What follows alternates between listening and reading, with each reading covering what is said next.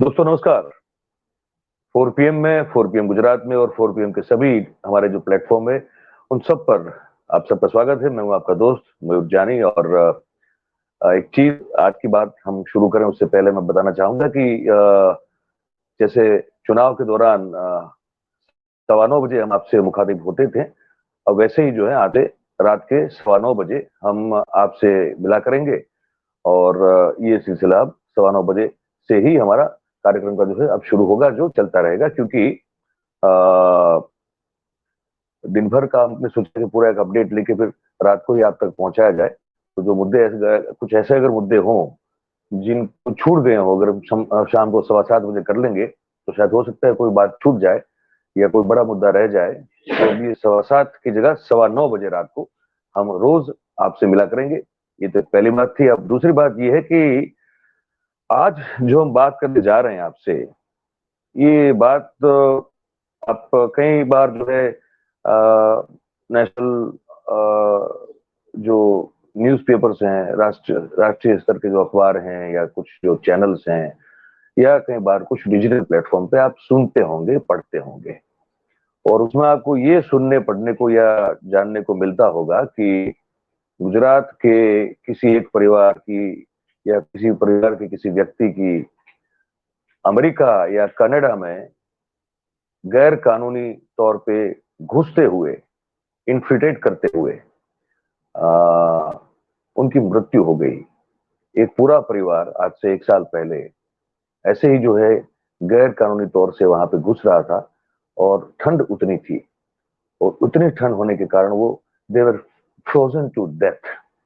वो पूरा परिवार ठंड में जमकर मर गया। और आज भी एक खबर आई है जो बड़ी दिल दहलाने वाली है कि एक कलोल का एक परिवार जो गांधीनगर से बिल्कुल करीब है, वहां का एक परिवार जो है एक पति, एक पत्नी, उसकी बीवी और बच्चा, वो भी इसी तरह से जो है वो इलीगली जा रहे थे। और वो एक दीवार जो बनाई है ट्रंप साहब ने, वो उसको ट्रंप पोल कहते हैं। मेक्सिको से अंदर अगर घुसना हो अमेरिका में तो वो दीवार दीवार जो है उसको लांघने के चक्कर में वो 30 फुट ऊपर से गिरे और सर फट गया और मौत हो गई उनकी।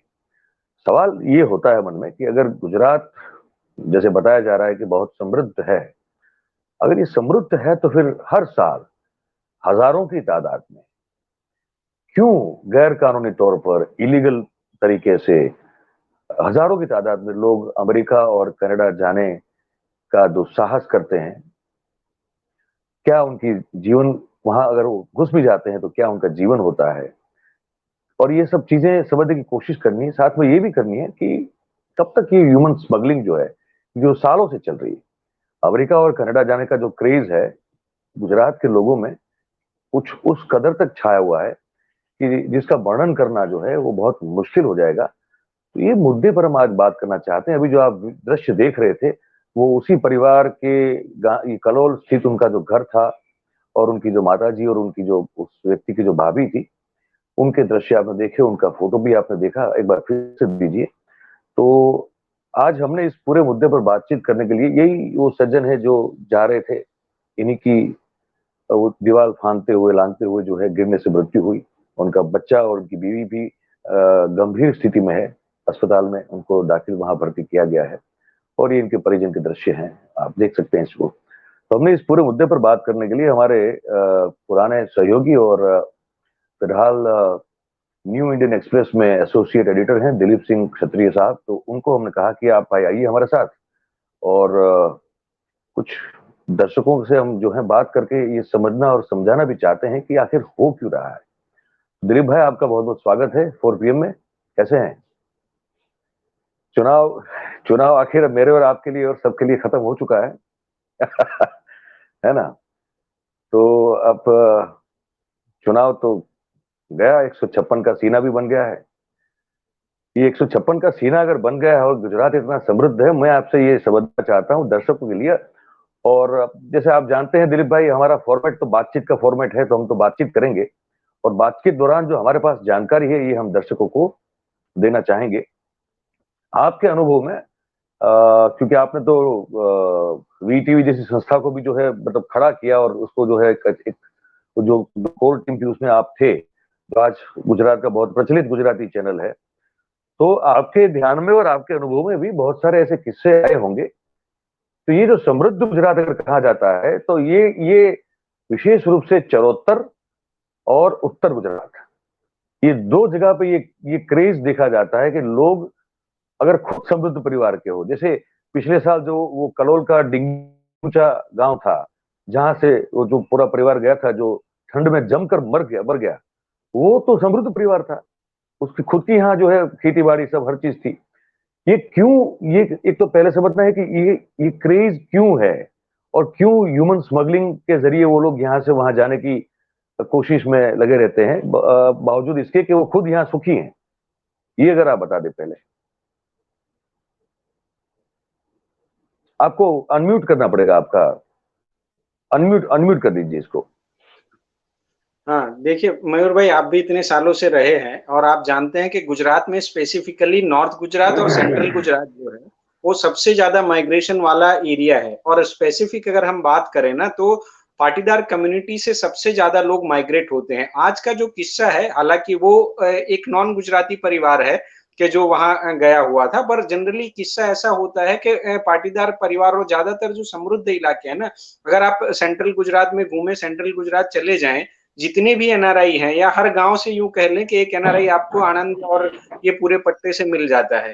तो अगर उनके घर देखें ना, तो उनकी कीमत ही करोड़ों में है, पर वो घरों में सालों से ताले लगे हुए, वहां कोई रहने वाला नहीं है और ना ही कोई देखभाल करने वाला। और ज्यादातर घरों में आपको उनके बूढ़े माँ बाप या कोई बूढ़े परिजन मिल जाएंगे कि जो अपनी जिंदगी बसर कर रहे हैं। तो हर किस्से में ये नहीं है कि जहां गरीब लोग हैं वही माइग्रेट कर रहे हैं। बहुत सारे लोग जो हैं, जो ज्यादातर देखने के आया है उत्तर गुजरात और सेंट्रल गुजरात से, वो लोग सुखी संपन्न होने के बावजूद ऐसे इलीगल तरीकों से कहीं ना कहीं विदेश चले जा रहे हैं। अभी आप देखिए, रिसेंटली जो गुजरात पुलिस ने, जिसको ये कलोल वाला डिंगोचा वाला परिवार जो 1 साल पहले जम के ठंड में मर गया था, उसका जो किंग पिंग माना जाता है भरत पटेल, उसको पकड़ के रखा है। और उस बात को, मतलब लास्ट मंडे को उसको पकड़ा था, आज उसको शायद 1 वीक होने को आया है। कोई जानकारी बाहर निकल के नहीं आ रही कि एक्चुअली हुआ क्या। एक्चुअली जो भी सारी चीजें हैं ना, वो सब सोर्स के थ्रू बताई जा रही हैं कि भाई उसने पर पर्सन 1.25 करोड़ 1.5 करोड़ रुपए लिए, 800 से ज्यादा लोगों को भेजे, कुल मिला के 800 से 900 करोड़ रुपए उसने कमाए। उसके पीछे कई सारे नेताओं का, पुलिस वालों का मिलावट था। सब लोगों की मदद से वो वहां पहुंचे। तो ऐसे कई सारी जानकारियां हैं जो इसके साथ भी जोड़ के देखी जा सकती हैं कि आप देखिए कि एक तरफ है कि इतना बड़ा इलीगल नेटवर्क है जो सालों से काम कर रहा था, तो आपने पकड़ा कब?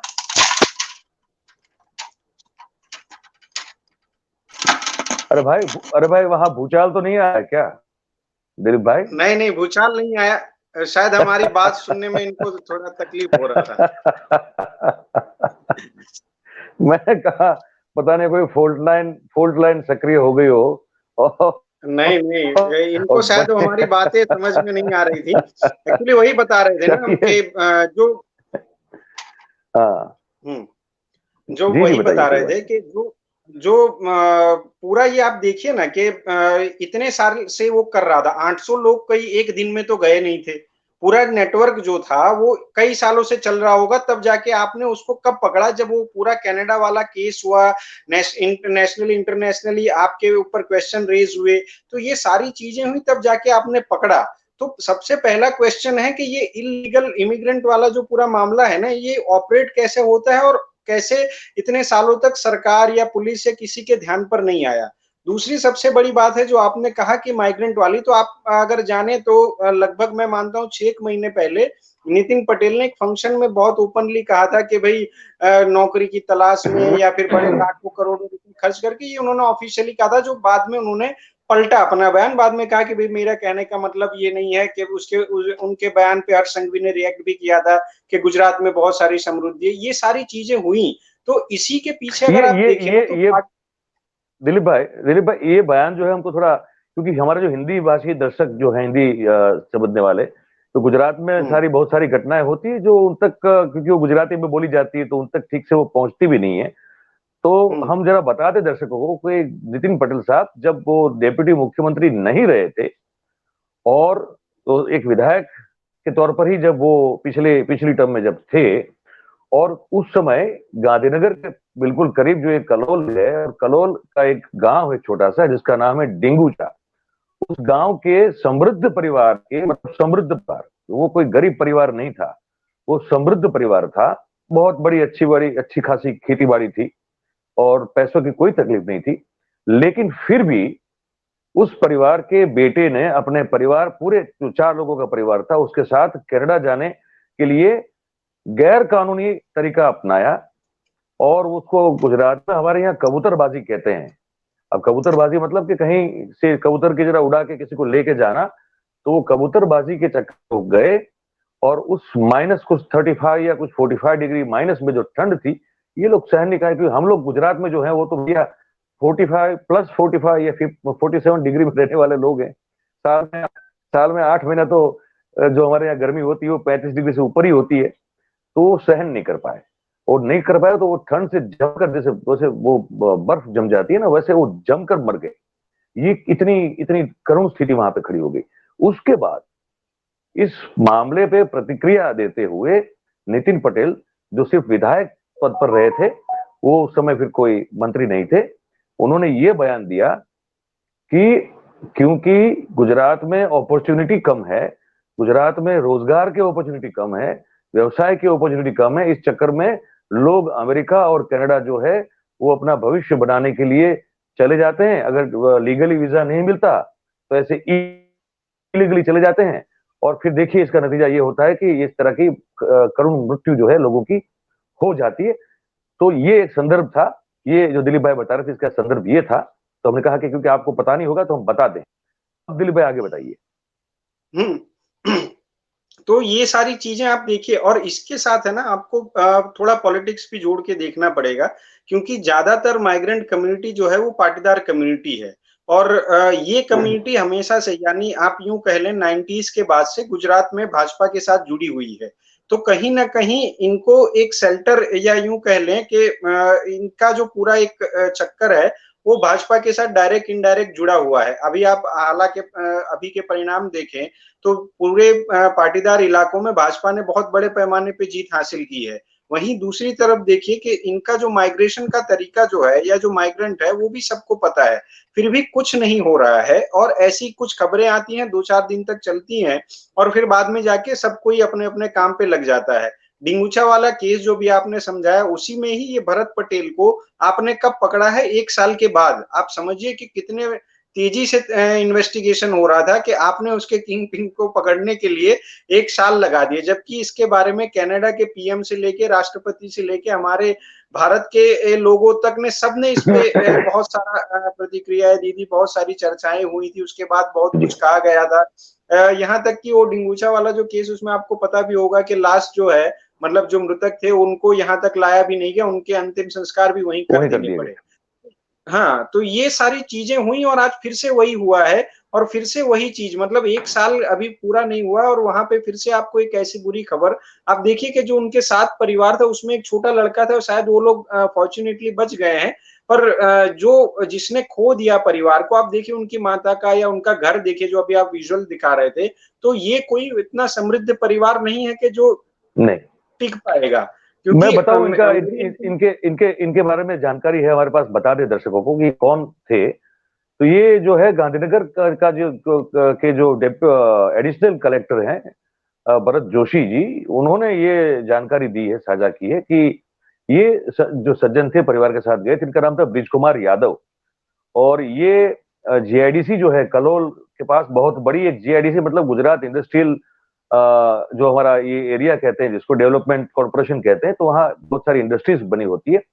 तो उसमें ये ब्रिज कुमार यादव काम करते थे, और वो छतराल में ही भाड़े के मकान में रहते थे, और गैर कानूनी तौर से इस तरह से जो कबूतरबाजी करने वाले एक व्यक्ति हैं, केतुर पटेल नाम है उसका, और वो उनकी भूमिका बड़ी शंकास्पद अभी मानी जा रही है।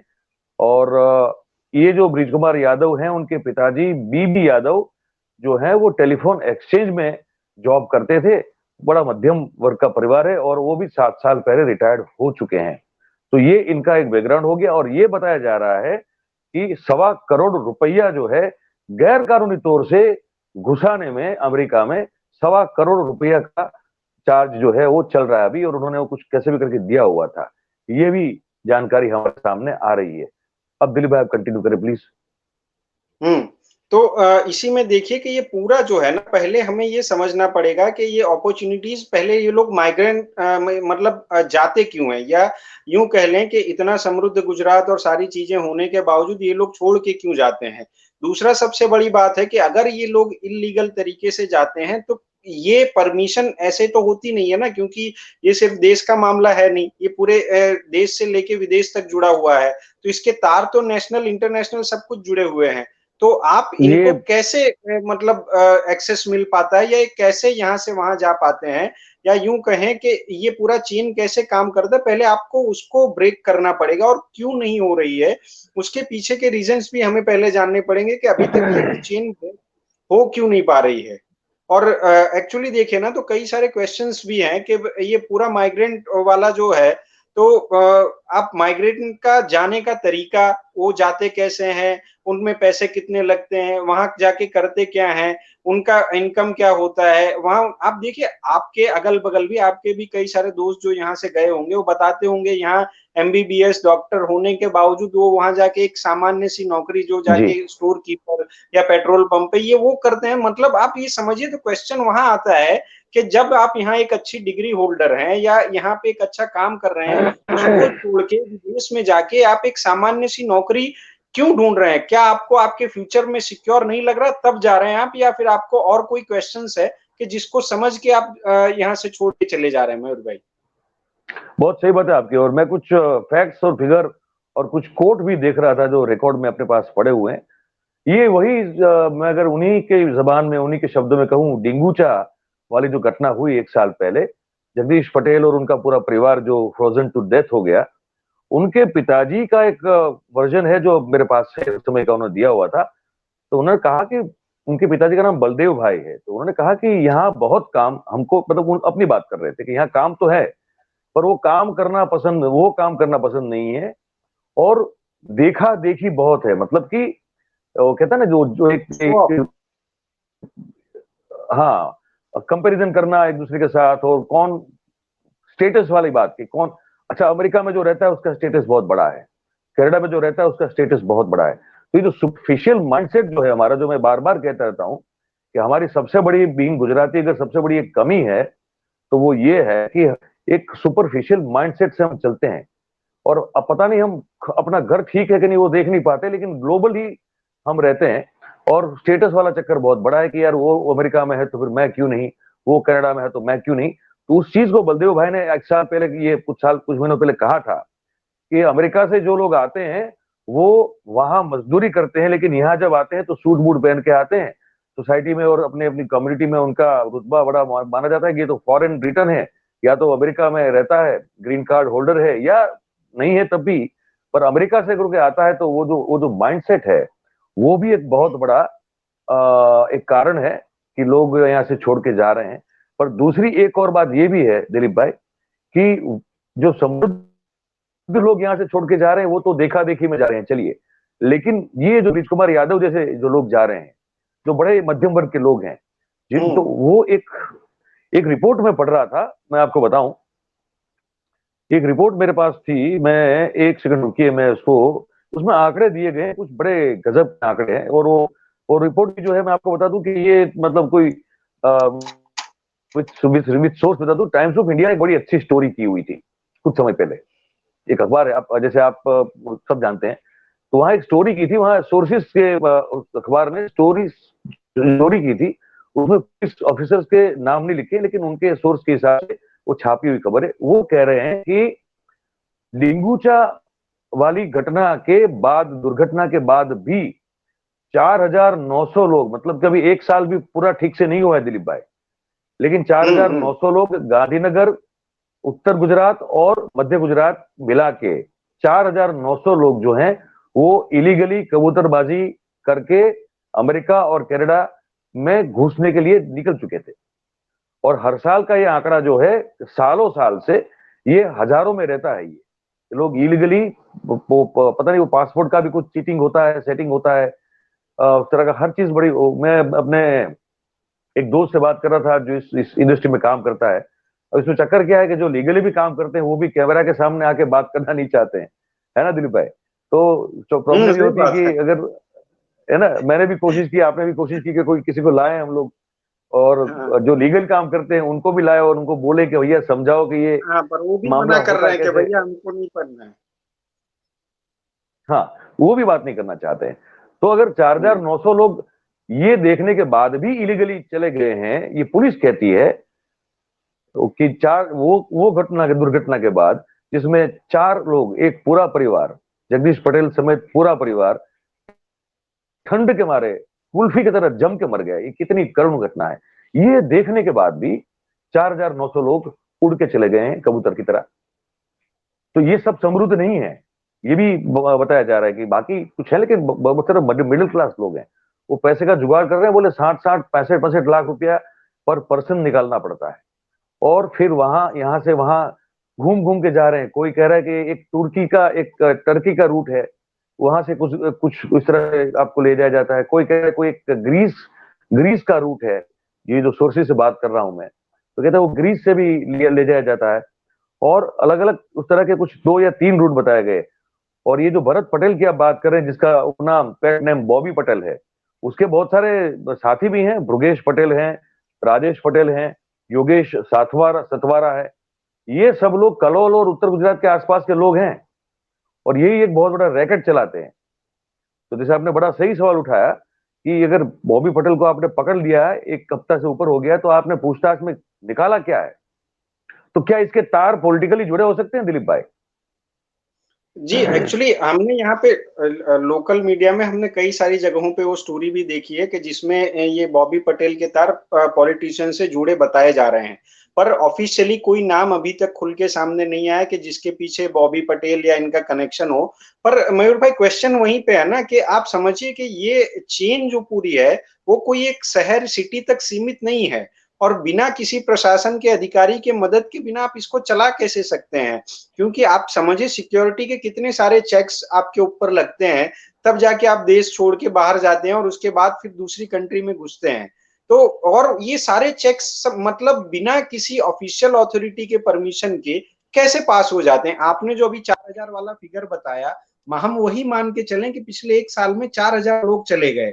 अब 4,000 लोग चले गए तो इनको फिर मतलब 1 लोग, 2 लोग, 4-4 हजार लोग चले जाते हैं, तो आप क्या आंख मूंद लेते हैं क्या? और हमारे पास आप मान के चलिए, अगर पिन भी, अगर एयरपोर्ट से हम जाते हैं, एक छोटी पिन भी होती है तो हमें आधा घंटा तक हमारी क्वेश्चनिंग की जाती है। तो ये लोग कैसे चले जाते हैं ना, तो वो क्वेश्चन तो वहीं पे खड़ा हुआ है ना कि भाई भरत पटेल को तो आपने पकड़ लिया, पर उनके बाद जो उनके, क्योंकि वो अकेला तो आप मान के चले मयूर भाई कि वो अकेला तो कर नहीं। नहीं सकता नेटवर्क, और वो अकेले तो ले जाके हर किसी को छोड़ नहीं आता है वहां पे ले जाके। पूरा एक टीम होगा, पूरा एक नेटवर्क होगा इसके पीछे। और जब इतने बड़े पैमाने पे पैसे लिए जाते हैं, आप समझिए कि जो ऑफिशियली फिगर नहीं है, अनऑफिशियली जो सोर्सेज बता रहे हैं फिगर, कि वो 1 से 1.5 करोड़ पर पर्सन लेता था। आप समझिए पर पर्सन 1 से 1.5 करोड़, आप उसका अप्रोक्स, उसके कहे मुताबिक 800 से 900 लोगों को, सिंगल लोगों को 900 लोगों को उसने अभी तक भेजा है। आप वो फिगर मान के चलिए कि 1,000 करोड़ का तो व्यापार यही हो गया। अब ये 1,000 करोड़ वो भरत पटेल अकेले थोड़ी खाता होगा, कहीं ना कहीं उसका डिस्ट्रीब्यूशन भी होता होगा। तो ये चीजें है ना, ये सामने आज तक क्यों नहीं आई ना, मेन सवाल वो है। और ये माइग्रेंट वाला इश्यू पिछले 2 बार से ही उठ रहा है। एक कनाडा में भी, वो भी जब पीएम ने वहां पे बोला उसके बाद से उठाया गया, और ये दूसरा आज इंटरनेशनल मीडिया ने चलाया उसके बाद हमने यहाँ पे शुरू किया। तो ये 2 चीजों पे ही बात हो रही। पर इतने सारे लोग, आप समझिए कि उस टाइम भी कहा गया था, कनाडा के कई सारे न्यूज एजेंसीज में था कि वो जो परिवार मरा था उनके साथ में कई सारे और भी लोग थे जो ठंड में जम गए थे, उनको हॉस्पिटलाइज किया गया, ये वो। तो वो सारी खबरें कहीं ना कहीं वो भी तो दब गई ना, उसके बाद क्या हुआ, उन परिवारों का क्या हुआ, ये सब चीजें कहीं हमें समझ में नहीं। फिर से हम वहीं रूट पे चले गए, फिर हम शांति के मोड में एक्टिव हो गए, और फिर आज हम वहीं पे आके फिर क्वेश्चन वही सारे शुरू किए जो 1 साल पहले हम कर रहे थे। तो ये सारे क्वेश्चंस के जवाब तो है ना, ये तो सरकार को देना चाहिए था ना। बिल्कुल सही बात है आपकी, और एक 2-3 और भी फैक्ट्स हमारे सामने आ रही है, वो बताना चाहते हैं, हम दर्शकों से साझा करना चाहते हैं कि एक रिपोर्ट ये आ रही है हमारे सामने कि कुछ अब तक मतलब पिछले 20 साल के आसपास में के दौरान 20 साल के दौरान 8,000 से थोड़े ज्यादा लोग जो हैं वो गैर कानूनी तौर पर अमेरिका में घुसने के चक्कर में मर चुके हैं।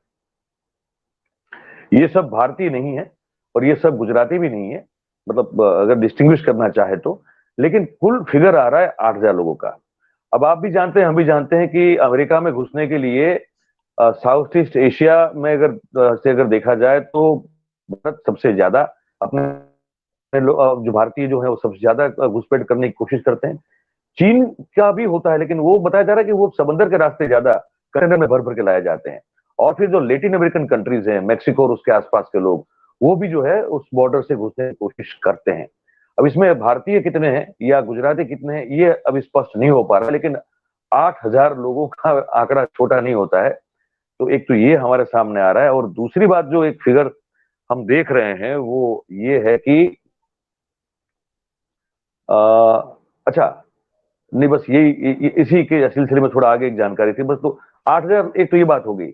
अच्छा, अब दूसरी बात ये है कि जो आप कह रहे थे वो बड़ा महत्वपूर्ण मुद्दा था कि अगर 4,900 लोग अगर प्रोफेसर अपना नाम न देने की शर्त पे अगर किसी मीडियम को बता रहा है तो वो भी तो मैं मानता हूं, आप भी जानते हैं कि पुलिस बताती है अगर ऑफ द रिकॉर्ड भी, तो उसमें भी वो बहुत सारी छलनी मार के उसको रिफिल करके अगर ऑफ द रिकॉर्ड भी लिखना हो हमको बताना हो तो वो तो 4,900 कह रहे हैं। अगर 4,900 ही पकड़ माने तो ये बहुत गंभीर सवाल तो यहाँ होता है कि अगर 4,900 इमिग्रेशन, कस्टम, इन सबको छलावा देके अगर यहां से बाहर जा सकते हैं तो सवाल हमारे मन में ये होता है जो बड़ा डरावना है कि तो ऐसे लोग आ भी तो सकते हैं यहाँ पे दिलीप भाई। तो इसी रैकेट का सहारा लेके अगर लोग बाहर जा सकते हैं तो क्या अगर कोई किसी को आतंकी गतिविधि करनी हो तो क्या इसी रैकेट का सहारा लेके गुजरात या देश नहीं घुस सकते हैं क्या? तो ये तो बहुत बड़ी पोल होगी, बहुत बड़ी, ये तो आपत्तिजनक बात है। ये क्या कहेंगे आप? मयूर भाई आवाज नहीं आ रही है आपका। अभी आ रही है आपको? अभी आ रही है? आवाज नहीं आ रही। अच्छा, अभी आवाज भी आपको? ये अब तक तो सब ठीक था भाई। देखिए अब आ रही है क्या? अब आ रही है आवाज? अभी भी नहीं आ रही है? आप अपना नेटवर्क एक बार चेक कर लेंगे? हेलो, आवाज आवाज आ रहा है, मेरा आवाज आ रहा है? हेलो। हाँ, आपकी आवाज बढ़िया आ रही है। आपकी हेलो। बढ़िया आवाज आ रही है। जी जी जी, आपकी आ रही है आवाज। अच्छा, मैं तो अपनी सुनाई नहीं दे रहा आपका आवाज। मैं अपनी टेक्निकल टीम को गुजारिश करता हूं भाई, जरा देखिए इनको, कुछ हमारी आवाज उन तक पहुंच नहीं रही है। तो बात यह है कि शायद फिर से जुड़ने की कोशिश होगी। पर दोस्तों फिर सवाल तो ये खड़ा होता है कि अगर यहां से इस तरह से इलीगली अगर बाहर भेजा जा सकता है, अगर हम सालों साल की बात ना करें, सिर्फ ये इसी साल की बात कर दें, जो छपा हुआ आंकड़ा है वो कहता है कि 4,900 लोग अब तक चले गए हैं। तो फिर वैसे लोग आ तो सकते हैं यहाँ से, बाहर से यहाँ भी तो आ सकते हैं। और अगर बाहर से अगर यहाँ भी आ सकते हैं तो फिर कोई भी आ सकता है। कोई भी ऐसा व्यक्ति या ऐसी संस्था के लोग या ऐसे कुछ फेनेटिक्स आ सकते हैं जो आपके अपने जो हमारे देश में कुछ ऐसी गतिविधि करना चाहें जिनसे हमारा नुकसान हो। ये बड़ा गंभीर मामला है ये। और मुझे लगता है कि ये जो स्मगलिंग, ह्यूमन स्मगलिंग वाला मामला है, इसमें ड्रग्स वाला मामला हो जाता है। गुजरात में अगर इतना सारा ड्रग्स पकड़ा जा रहा है और पकड़े जाने के बावजूद भी बहुत सारा जो ड्रग्स है वो देश के अंदर जो है उसको घुसाया जा रहा है, तो ये जो अथॉरिटीज होती है उसकी जानकारी के बगैर तो ये संभव नहीं होता कभी भी। उसी तरह ये जो हो रहा है ह्यूमन स्मगलिंग, मैं ट्रैफिकिंग नहीं कह रहा हूं, स्मगलिंग कह रहा हूं, एक तरह का स्मगलिंग ही है ये। लोगों को स्मगल होना है और जो कर रहे हैं उनको स्मगल करके कहीं किसी और देश में पहुंचाना है।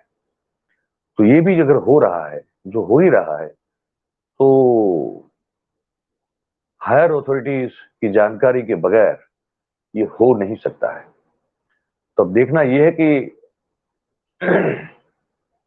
अब तो 156 सीटें आ गई हैं भारतीय जनता पार्टी को। और ये जो लोग छोड़ छोड़ के इलीगली गैर कानूनी तौर पे तो जा रहे हैं, और ये लगातार ये घटना हमारे सामने आ रही है कि लोग अपनी जान गंवा रहे हैं। तो क्या गुजरात सरकार इस बारे में, और केंद्र सरकार भी, क्योंकि यहाँ सेंट्रल एजेंसीज जो है उनका भी रोल बनता है ना, उनका भी रोल बनता है, तो क्या ये लोग कुछ करना चाहेंगे? कुछ चाहेंगे तो कुछ कर पाएंगे क्या? तो अपने आप में ये एक बहुत बड़ा सवाल रहेगा। और आशा करते हैं कि, हम तो ये आशा करते हैं और ये अपील करते हैं भाई कि क्यों इस तरह से जाना है, अपने जीवन को जोखिम में डालते हुए, जान को जोखिम में डालते हुए, और अपने ही नहीं अपने परिवार को भी, और जिनको जो आपके साथ चल रहा है, और अपने जो रिश्तेदार, माता पिता, वो सब लोग हैं। इस तरह का जुनून और इस तरह की जो एक पागलपन या क्रेजीनेस कह दें, इसकी क्या जरूरत है? जाना है तो आप लीगली कोशिश कीजिए।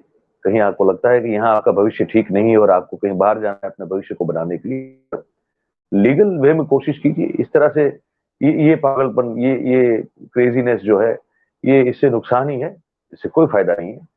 तो सरकार तो पता नहीं अपना काम कब करेगी और कैसे करेगी, और करेगी तो कितना ठीक करेगी, लेकिन समझदारी से अगर हम जो है जनता जो है, जो लोग जाना भी चाहते हैं बाहर, तो वो कम से कम समझदारी दिखाए और अपने खुद के भविष्य को और वर्तमान को, दोनों को अगर जो है खराब ना हो, खराब ना हो मतलब कि जो लोग को जान जा रही है लोगों की, और वहां जो घुस भी जाते हैं वो लोग भी कोई अच्छी स्थिति में होते नहीं वहां पे, वो सब काम करना पड़ता है जो आपने कभी यहाँ रहते हुए सोचा भी नहीं है।